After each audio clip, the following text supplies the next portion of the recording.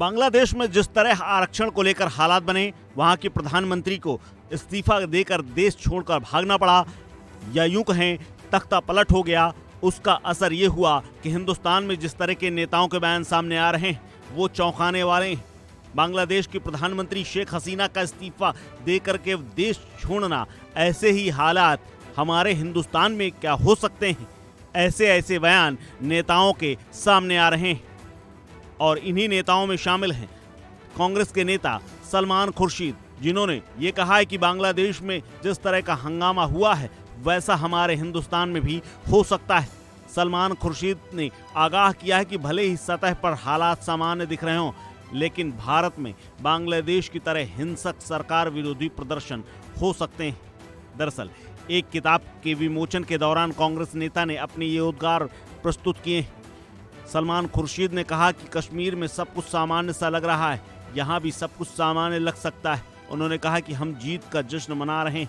हालांकि कुछ लोगों का मानना है कि 2024 में जीत या सफलता शायद मामूली ही होगी और अभी कुछ होना बाकी। सत्य ये भी है कि सतह पर कुछ नहीं है, लेकिन सलमान खुर्शीद आगे ये कहते हैं कि बांग्लादेश में जो हो रहा है वो भारत में भी हो सकता है। हमारे देश में जो प्रसार हो रहा है वो बांग्लादेश की तरह चीजों को फैलने से रोकता है। सलमान खुर्शीद ने आगे कहा कि दक्षिण पूर्वी दिल्ली के शाहीन बाग में महिलाओं के नेतृत्व में जो CAA और NRC का प्रदर्शन हुआ, उसमें 100 दिन तक वो आंदोलन जारी रहा। उसमें देश में कई जगह प्रदर्शन हुए। उन्होंने कहा कि ये एक असफल आंदोलन बताया, लेकिन इसमें भाग लेने वाले लोग अभी भी जेल में हैं। उन्होंने कहा कि आज देश में शाहीन बाग जैसा दूसरा आंदोलन नहीं हो सकता है। उन्होंने कहा कि क्या आपको बुरा लगेगा अगर मैं ये कहूं कि शाहीन बाग विफल हो गया? हम में से बहुत से लोग मानते हैं कि शाहीन बाग सफल रहा, लेकिन मैं जानता हूं कि शाहीन बाग से जुड़े हुए तमाम लोगों के साथ क्या हो रहा है। कितने लोग अभी भी जेल में हैं, उनमें से कितने लोगों को जमानत नहीं मिल पा रही, उनमें से कितनी लोगों को इस देश का दुश्मन करार दे दिया गया है। हालांकि इस बयान के बाद जब चर्चा तेज हुई और कांग्रेस ने जब पल्ला झाड़ लिया और उसके बाद दोबारा उनके ही बयान पर सलमान खुर्शीद से पूछा गया, तो सलमान खुर्शीद कन्नी काटते नजर आए, वो भागते हुए नजर आए। हालांकि उन्होंने सिर्फ ये कहा कि जो मैंने कहा है वो पब्लिक डोमेन में है। I'll go back. Your own party has distanced itself. No. Your own party has distanced itself from your comment. What do you have to say? Please ask my party. Do you think a comment like this? Why did you make a comment like this? Don't you think it undermines the image of your own country? What you're undermining is my freedom not to say something. You have to say that you made such a comment in a public platform. You should not be going anywhere to people that you abuse all the time. Please, Republic. Yes, you made a comment about your country like this in a public platform. What do you have to say about this? I say whatever I say in public, never in private. Salman Khurshid के इस बयान के बाद BJP भड़क गई। BJP के संबित पात्रा से लेकर गिरिराज सिंह ने कांग्रेस से इस बयान को जोड़ते हुए सीधे तौर पर जमकर निंदा की। साथ ही कहा है कि क्या हिंदुस्तान की तबाही देखना चाहते हैं। ऐसे नेताओं के बयान सामने आने के बाद बीजेपी ने कहा है कि क्या वो चाहते हैं कि हमारे देश में भी ऐसे हालात बन जाएं। आगजनी होगी, जो बांग्लादेश में हुआ है वो भारत में होगी, इसकी चेतावनी कांग्रेस पार्टी की तरफ से सलमान खुर्शीद जी ने दिया है। और कई दिग्गज जो वहां मौजूद थे, शशि थरूर से लेके अन्य नेता भी वहां मौजूद थे, एक तरह से उनकी स्वीकृति थी, एक तरह से उन्होंने उसका समर्थन किया। आप चिंता करके देखिए, सोच करके देखिए किस प्रकार की सोच कांग्रेस पार्टी की है। आज मुझे याद आता है जब पार्लियामेंट में खड़े होकर राहुल गांधी कहते थे कि इस देश में आग लगेगा, इस देश में दंगे होंगे, इस देश में प्रधानमंत्री जी के ऊपर हमला होगा। तो वो क्यों कहते थे?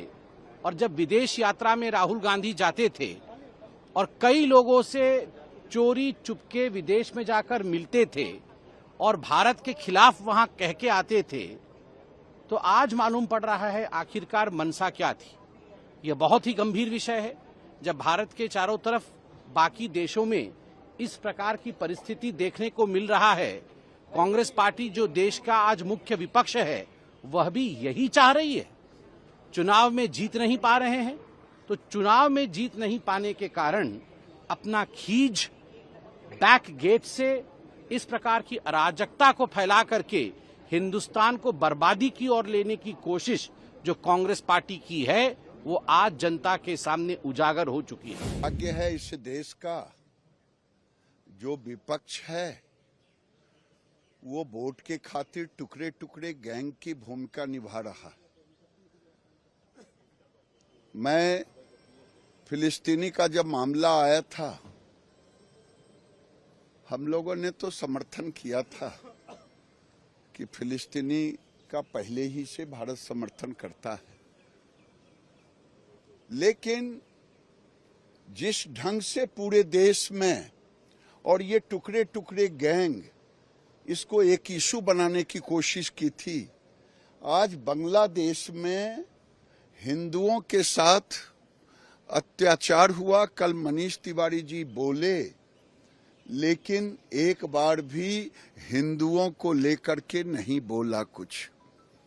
मैंने कहा भी कि कम से कम हिंदुओं पे हो रहे अत्याचार पर भी तो बोलो, लेकिन नहीं बोला।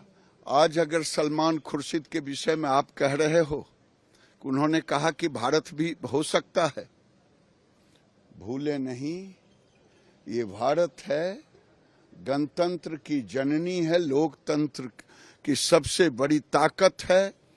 ये थ्रेट ना दें।